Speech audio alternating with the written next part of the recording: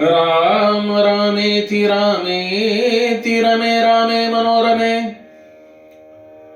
राम रामेति रामेति रमे रामे मनोरमे सहस्रनाम तत्तुल्यं राम नाम वरानने सहस्रनाम तत्तुल्यं राम नाम वरानने।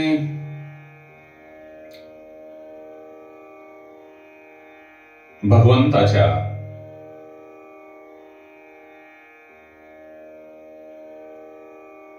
एकांगाचे चिंतन म्हणजे ध्यान आणि त्यांच्या सर्वांगाचे चिंतन म्हणजे प्रभूची धारणा।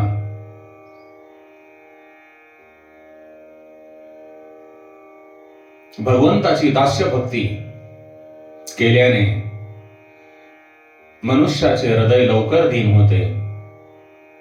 प्रथम भगवंताच्या चरणाचे ध्यान करावे।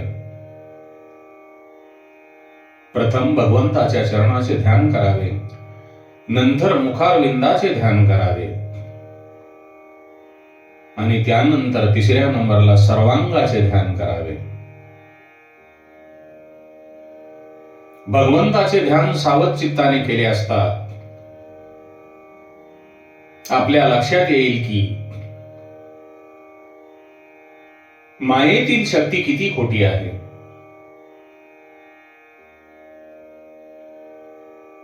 ईश्वराचे ध्यान, ईश्वराचे चिंतन झाले नाही तरी चालेल, परंतु संसाराचे चिंतन करू नका।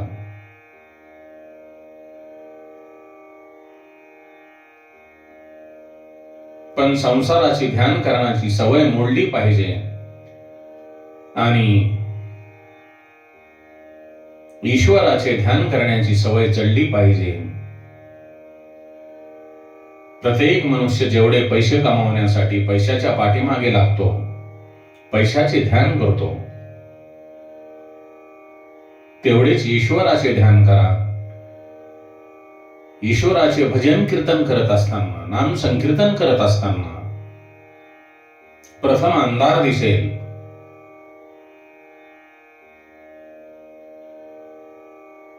अनेक अडचणी येतील, आपले ध्यान धारणेमध्ये मन लागणार नाही, परंतु धैर्याने योग धारणा करून प्रभू चिंतनाकडे वश करून मनाला वळवा। प्रभूची सर्वांगाने बुद्धीद्वारा धारणा करा। जसजशी आपली बुद्धी स्थिर होईल तसे आपले मन स्थिर होईल आणि मग आपल्या ध्यानात आपणाला परमपिता परमेश्वराचे, भगवान श्रीकृष्णांचे मंगलमय स्वरूप दिसेल आणि भक्ती योगाची प्राप्ती होईल। भगवंताच्या ध्यानामध्ये जर आपले मन स्थिर झाले नाही तर त्या मनाला मरणाची भीती दाखवा। मन स्थिर होईल, मनाला पाठवा आणि शेवटी मन ऐकत नसेल तर त्याला धमकी द्या, कारण तू एक दिवस जाणार आहेस, येथे राहण्यासाठी आलेला नाहीस।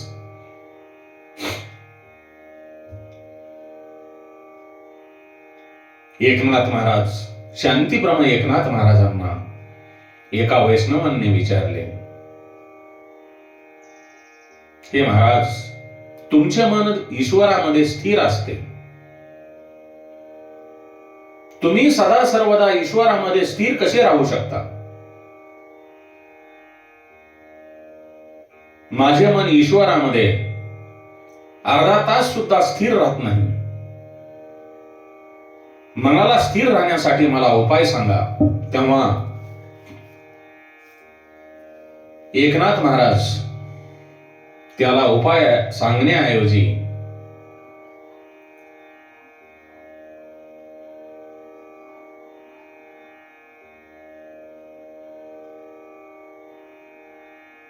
एक गोष्ट सांगतात। ते म्हणतात,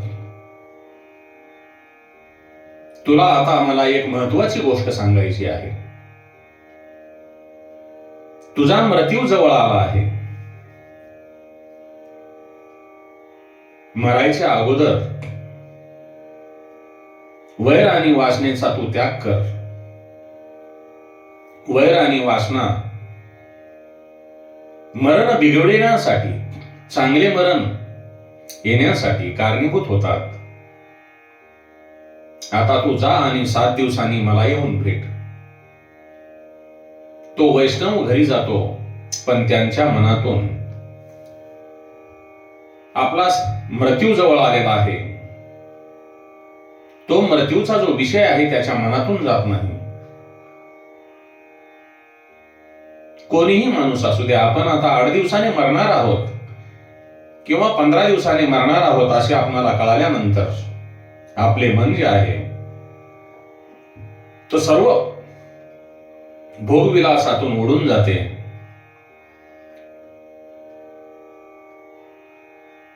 आणि तो प्रत्येकाला सांगतो, मी आता जाणार आहे.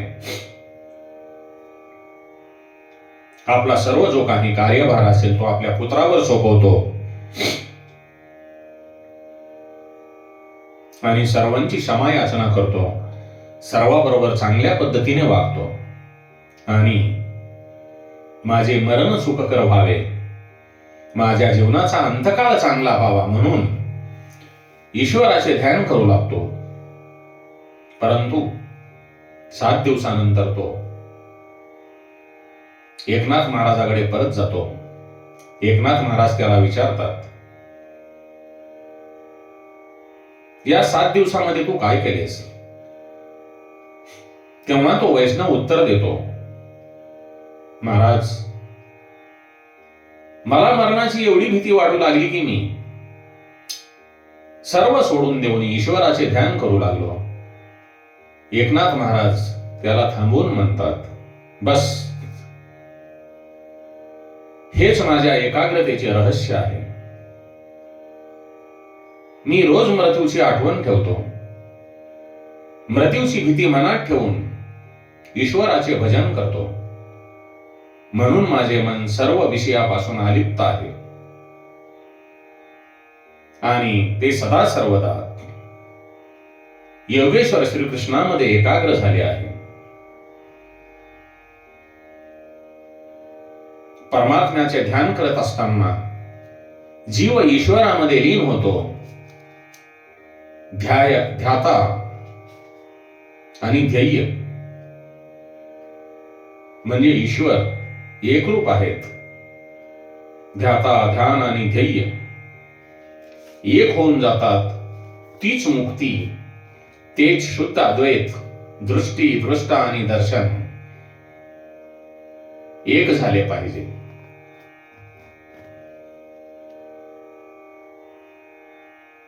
लोक ईश्वरांना, भगवंताला, आपल्याकडे जे काही आहे, आपल्या पद्धतीने जे काही घडेल, म्हणजे पैसा, भगवंताला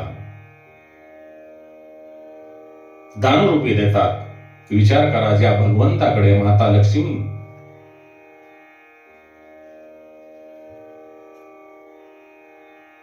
असताना त्या भगवंताला धनाची आवश्यकता आहे का? भगवंतांना पाहिजे आहे ते मन. भगवंताला मन अर्पण करून ईश्वरामध्ये मन ठेवून व्यवहार करा.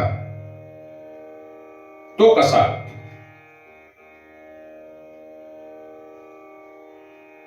पाण्याचे हंडे डोक्यावरून वाहून नेणाऱ्या स्त्रिया आपण पाहिल्या आहेत. त्या पाण्याचे हंडे डोक्यावरून वाहून नेताना एकमेकीची गप्पा मारत जातात, पण त्यांचे ध्यान त्यांच्या डोक्यावरील हंड्याकडे असते. अगदी तसेच आपण या जीवनामध्ये चलत असताना व्यावहारिक जीवन अवश्य जगा, परंतु आपला जो व्यवहार आहे तो ईश्वराकडे मन अर्पण करून करावा.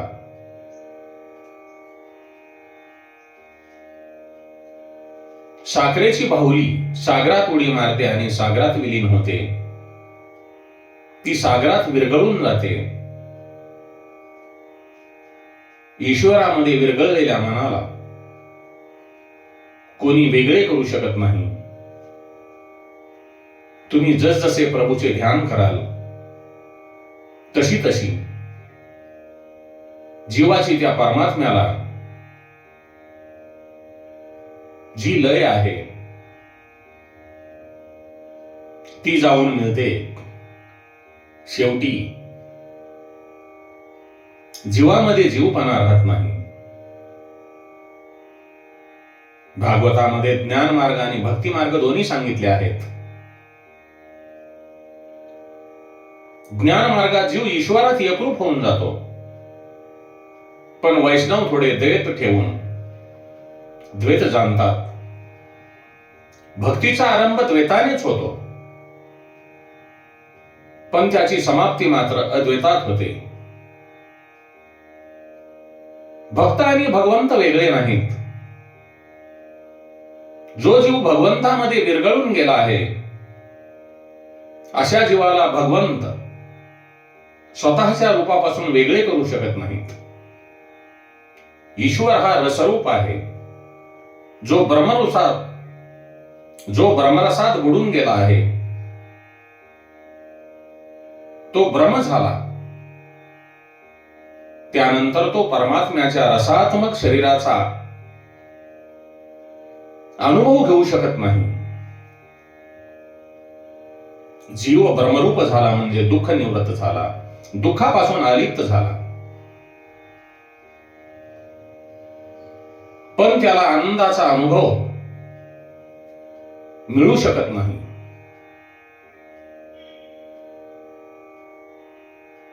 ब्रह्म जे रसात्मक आहे, आनंदात्मक आहे, त्याचा अनुभव घेण्यासाठी अलिप्त राहावे लागते. म्हणून वैष्णव जे संत आहेत ते द्वैत ठेवून द्वैत जाणतात. भक्ती सांगते मी माझ्या प्रभूचा अंश आहे, मी माझ्या भगवंताची गोपी आहे, मला परमात्म्याशी एकरूप व्हायचे आहे, मला माझ्या भगवंताची सेवा करावयाची आहे. भक्त जेव्हा लौकिक देह सोडून अप्राकृत शरीर धारण करून गोलोक धामात प्रवेश करतो तेव्हा भगवंताला आनंद होतो. माझा अंश मला भेटायला आला आहे.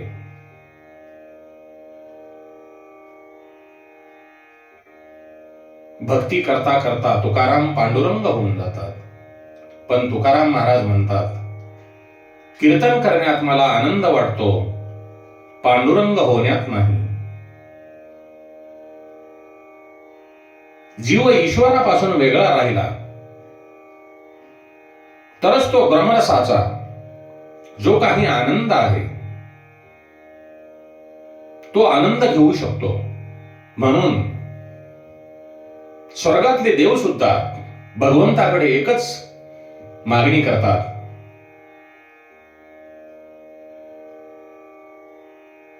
या पृथ्वी तलावर जे आपण करू शकतो ते स्वर्गामध्ये देव सुद्धा करू शकत नाही. म्हणून देव लोक जे आहेत ते भगवंताकडे मागणी करतात,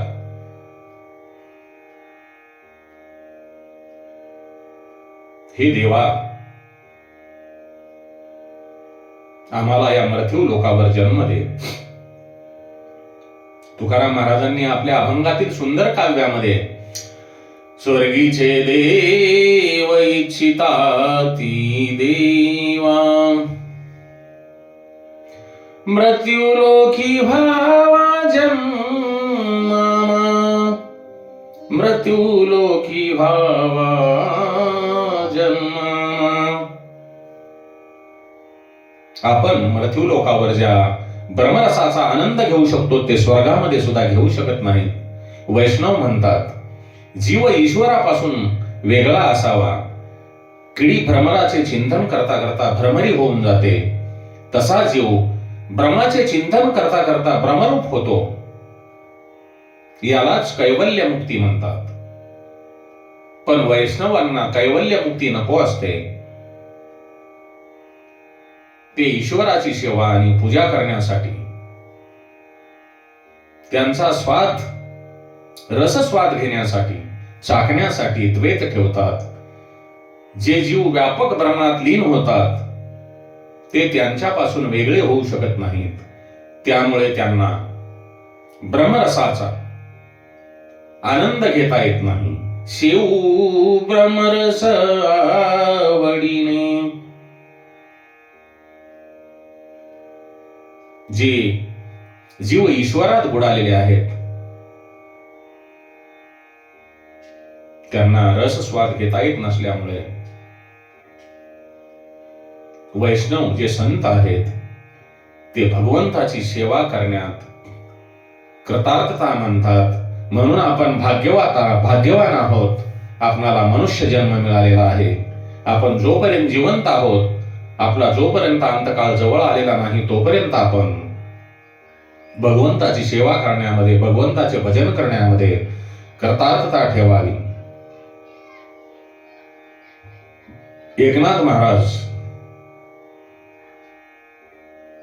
भावार्थ रामायणामध्ये सिद्धांत समजावत असताना एक दृष्टांत देतात. अशोकवनात रामविराहात असताना माता सीता प्रभू रामचंद्रांचे अखंड ध्यान आणि स्मरण करत असते. सीता ध्यानात इतकी तन्मय होते की ती सीता आहे हे विसरून जाते. तिला वाटते की मीच राम आहे. हीच कैवल्य मुक्ती. आपण भगवंताचे नाम संकीर्तन करत असताना भगवंत होऊन जाणे हीच कैवल्य मुक्ती. सीता एकदा त्रिजटेला म्हणते, भ्रमरी भ्रमराचे चिंतन करून भ्रमर होऊन जाते, तसेच मी रामाचे चिंतन करून राम होऊन जाईल. त्यानंतर रामाची सेवा कोण करणार? मग राम सीतेची जोडी राहणार नाही. मला रामरूप होऊन चालणार नाही. मला रामाची चिंता आहे आणि सीता राहूनच मला रामाची सेवा करायची आहे. त्यातच मला आनंद आहे. रामरूप होण्यात मला आनंद नाही. म्हणून सांगण्याचे तात्पर्य भगवंताची भक्ती करण्यामध्येच आनंद आहे. भगवंत होणे, भगवंताच्या रूपामध्ये एकरूप होणे यामध्ये आनंद नाही. कारण भगवंताच्या सेवेचा नंतर लाभ घेण्याचा आनंद मिळणार नाही. तेव्हा त्रिजटा सीतेला म्हणते, चिंता करू नकोस. प्रेम हे अनन्य आहे. ज्याप्रमाणे तू रामाचे चिंतन करीत आहेस त्याप्रमाणे प्रभू रामचंद्र ही तुझे चिंतन करून सीतारूप होतील. त्यामुळे राम सीतेची जोडी कायम राहील.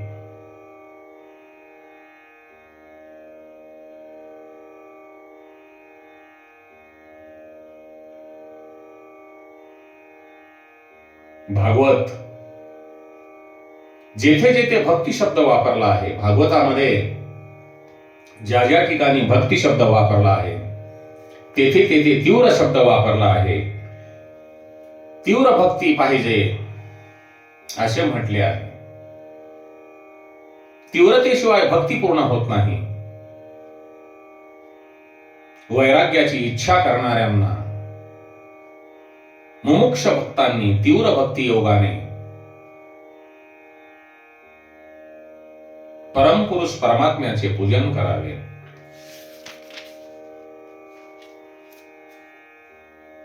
सुखदेव म्हणतात, राजन, कुठल्याही प्रकारे मुक्ती मिळवायची असेल तर आधी भोगाचा त्याग करावा लागतो आणि ज्ञान मार्गात किंवा भक्ती मार्गात भोगी पुढे जाऊ शकत नाही.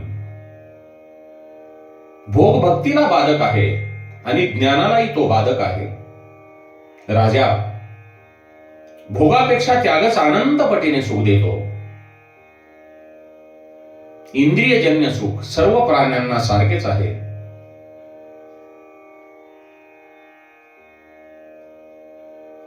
गादीवर झोपलेल्या मनुष्यांनाही तेच सुख मिळेल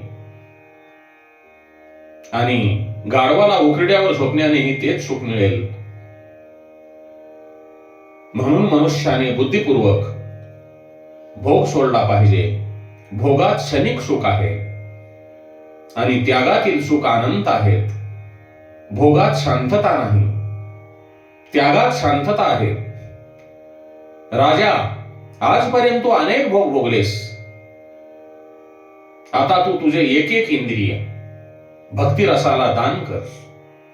इंद्रिय रूपी पुण्य भगवंताला अर्पण कर. राजन, ज्याचे मरण जवळ आले आहे त्याने प्रपंच संसार विसरायचा प्रयत्न केला पाहिजे. हळूहळू संयम वाढव. सतत भगवान श्रीकृष्णांचे ध्यान कर. हेच मनुष्य मात्राचे कर्तव्य आहे. जो ईश्वराबरोबर तन्मय होतो तो मुक्त होतो. राजन, ज्याच्यावर आईच्या गर्भामध्ये पुन्हा जाण्याचा प्रसंग येत नाही त्याचा जन्म सफल होतो. गर्भवास हा नरकवास आहे. हा देहाभिमान मिथ्या आहे. सुखदेव जनक राजाच्या दरबारामध्ये विद्या शिकायला गेले.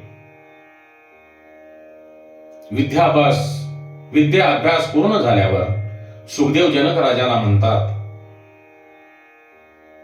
मला गुरुदक्षिणा द्यायची आहे.